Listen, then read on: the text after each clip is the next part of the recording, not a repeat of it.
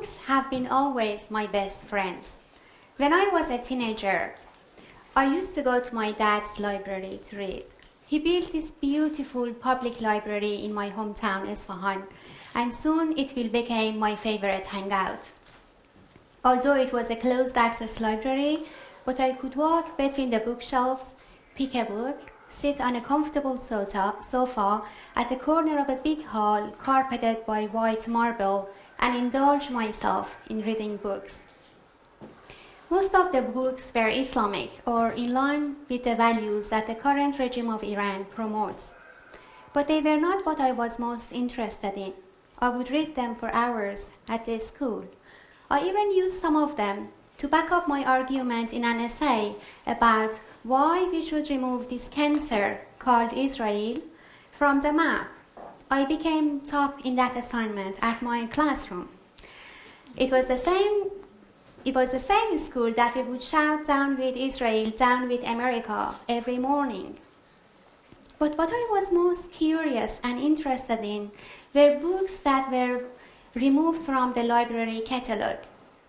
Many of them were published before the Islamic Revolution, and by the beginning of Cultural Revolution in Iran in 1980s, they were removed from my country bookshelves, and many of them were censored. But I could find some of them there in a bookshelf gathering dust. I enjoyed reading Persian and Western literature, biographies, history, and political books or philosophical thoughts. It was particularly fascinating for me to learn how women all around the world have been fighting for their rights, how they became part of different movements, how they cast their voices, how they became leaders and changed their societies to a better, more just and democratic ones. Each book was like a window opening to another world. I closed my eyes and pictured myself as a young, educated, independent, and liberal woman who would contribute in building democratic societies. That is what I want to become. It is what I told myself. When the daydreaming was over, I remembered who I am.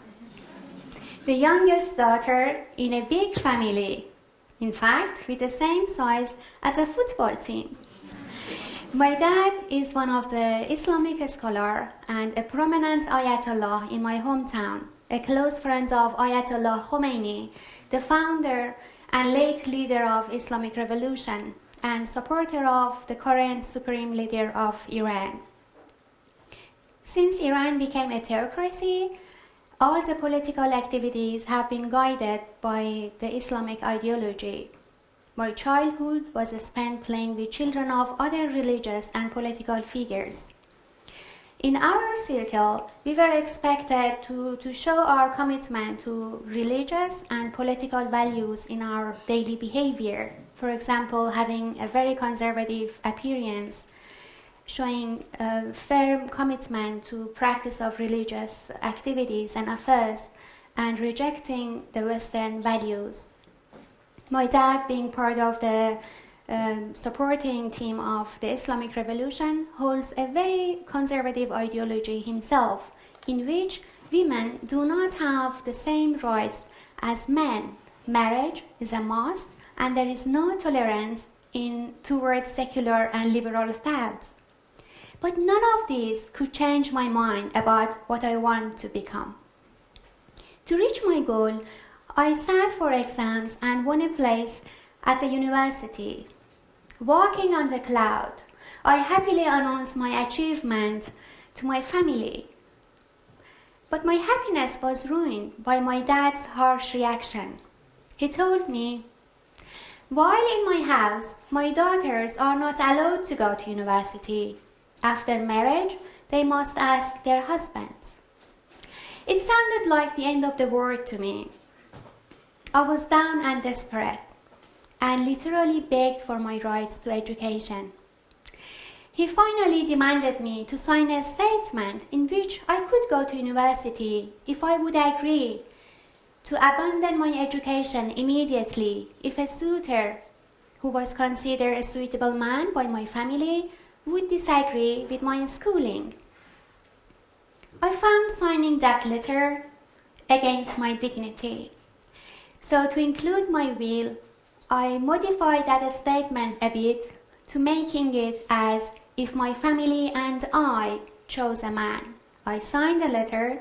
The next day, not only did I start going to university, but also began to plan my next steps.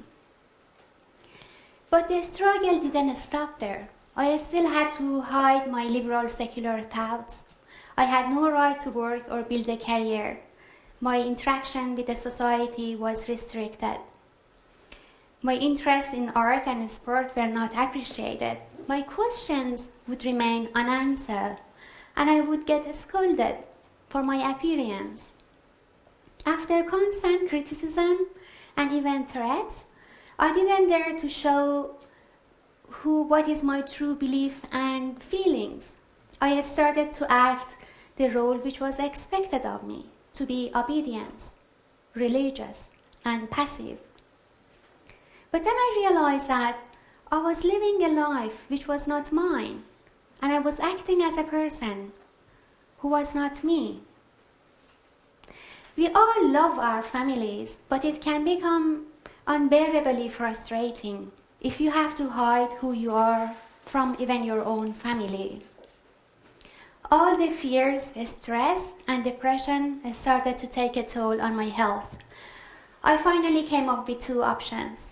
I would either leave the country in my quest of getting my rights and freedom, or I would end my life that was being used as a container for an ideology which was not mine.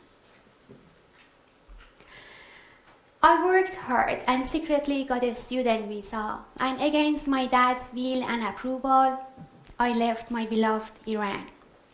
Until the last moment that I was in Iran, I was told all I planned was based on illusion and detachment from reality, and that I will fail and feel regret. About 15 years passed from that day, and I'm delighted that I did not give up on my hopes and dreams, and that I can be here today with you. In the last decade, I lived in democratic and peaceful societies. I became a top student. I studied 2 master's degrees in Asian and European universities. I built a career, sat on board of international organizations. I traveled the world on my own, learned how to play music, acted in a theater. Sometimes I failed, but I also learned how to stand and try again. Today, I'm not that young girl who begged for her rights in tears, but an independent person who demands the fulfillment of human rights for everyone. So this is my life story, but in a way it can be a story of many women and men that have been oppressed by their families or undemocratic governments. A story of talented and progressive people that their different way of thinking haven't been appreciated. Therefore, they have to fight hard and long to gain their rights. When I look back at my life, I realize that what caused so much pain are essentially lack of tolerance, the absence of will to have constructive dialogues, and forcing of homogeneous ideas, the murder of creativity. But these are also the main sources of conflicts in the Middle East. If we, Middle Eastern, instead of promoting intolerance and dragging on the conflicts, would learn how to appreciate different people and different opinions, we would have the most creative and innovative region in the world. Middle East is the land of differences and make the best out of it. It starts with having a purposeful dialogue, to understand the other side's fear and concern, to negotiate, compromise, and land on a decision that can provide a platform to have a future for all. We should not become slaves of our past, but the freemen of our future.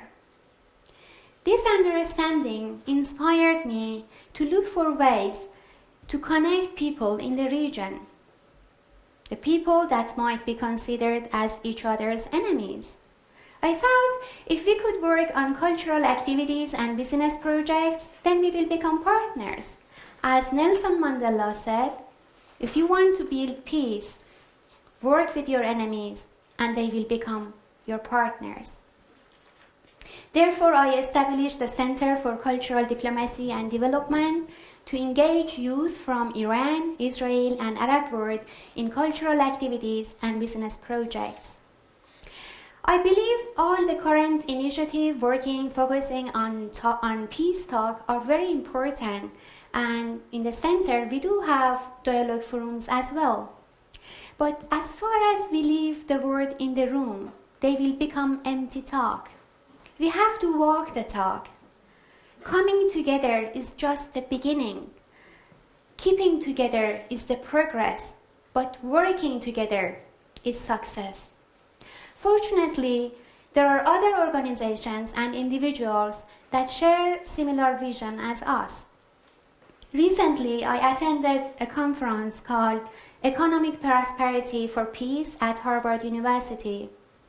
It was organized by some Arab and Israeli students that believe economic prosperity can foster the peace process. We, together with some other peace initiatives, investors, and giant tech companies, have been formulating our activities to support Middle Eastern youth in the region and abroad. The center will provide them a platform where they can create their team, take training courses, receive seed funds and advices for their project. Also, with support from some artists and celebrities, we have been working on some cultural activities to bring artists, music bands, songwriters, and storytellers from different Middle Eastern countries to work together. We will support them to produce their albums, to perform in different venues, and host their exhibitions. But all of these activities can become successful if people like you, youth with bright visions for peace, would take active roles. You are the future leaders, a future that you can design today.